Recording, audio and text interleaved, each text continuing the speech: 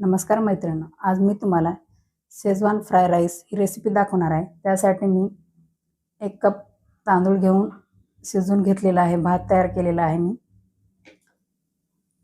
1 वाटी spring onion घेतलेला आहे, म्हणजे कांद्याची पात घेतलेली आहे। 1 वाटी शिजवलेले स्वीट कॉर्न घेतलेले आहे। बारीक चिरलेला गाजर, चवीनुसार मीठ, बारीक चिरलेला कांदा, बीन्स घेतलेले आहे कट करून, 2 चम्मच शेजवान चटणी, जीरा पावडर 1 चम्मच, धनिया पावडर 1 चम्मच।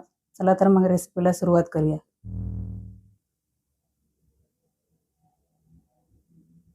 गॅसवर मी पॅन ठेवलेला आहे। पॅन मध्ये 2 चम्मच तेल घालायचं आहे। तेल घातल्याच्या नंतर आपण बारीक चिरलेला कांदा घालणार आहे।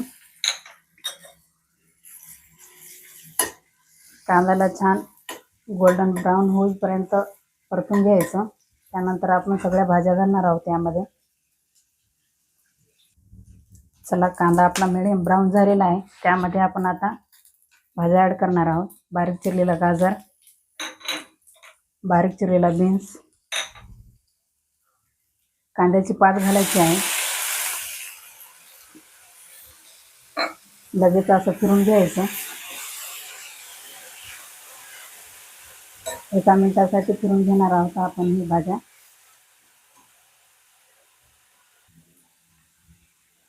बघा, भाज्या 1 मिनिट शिजून झालेल्या आहेत। त्यानंतर आपण धने पावडर घालायचे आहे, जीरा पावडर, शिजवलेले मक्याचे दाणे म्हणजे स्वीट कॉर्न, परत फिरून घ्यायचं असं।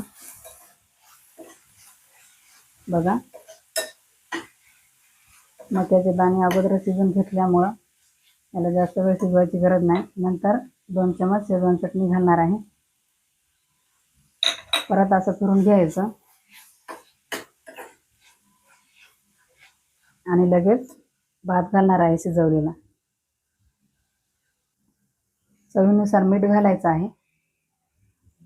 मिठाला असं परतून घ्यायचं आणि लगेच भात घालायचा। भात घातलेला आहे मी, लगेच असं फिरून घ्यायचं।